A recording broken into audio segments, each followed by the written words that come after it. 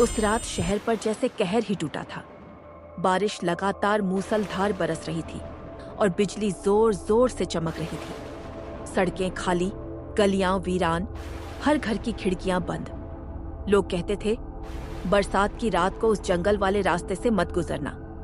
वहां कोई और भी तुम्हारे पीछे पीछे चलता है। वो इंसान नहीं, कोई चुड़ैल है।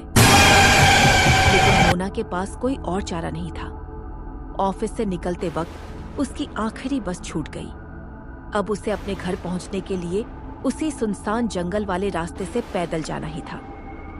जंगल के किनारे पहुंचते ही उसकी धड़कनें तेज हो गईं, क्योंकि जंगल के अंदर एक अजीब खामोशी थी।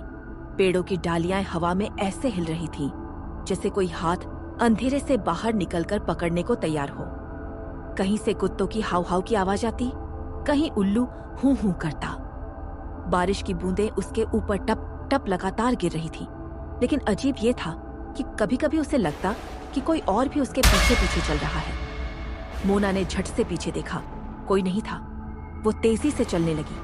अचानक बिजली कड़की और एक पल के लिए पूरा जंगल चमका। उस रोशनी में उसने देखा, एक औरत पेड़ की डाल पर उल्टी लटकी थी। उसके गीले बाल नीचे लटक रहे थे। उसका चेहरा अजीब डरावना था। उसकी आंखें लाल काली थीं। बारिश थम गई, हवा भी रुक गई। सिर्फ मोनी का दिल जोर जोर से धड़क रहा था। फिर वही औरत धीरे धीरे हिलने लगी और अपनी गर्दन तिरछी करके बोली, इतनी रात गए, अकेली क्यों जा रही है? मोना की चीख उसके गले में ही अटक गई। पैर कांपने लगे, लेकिन वो हिली नहीं। चुड़ैल धीरे धीरे नीचे उतरी। ये देखकर मोना पूरी ताकत से भागी और उसका पैर फिसला, वो नीचे गिर पड़ी। बिजली फिर से कड़की। अब वो चुड़ैल उसके सामने खड़ी थी। मोना जोर से चीखी, कौन हो तुम? मुझे छोड़ दो।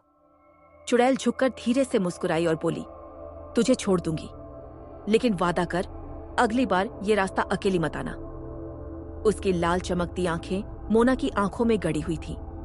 अचानक तेज हवा चली, बिजली चमकी और वो चुड़ैल गायब। मोना कांपती हुई उठी और पूरी जान लगाकर भागी।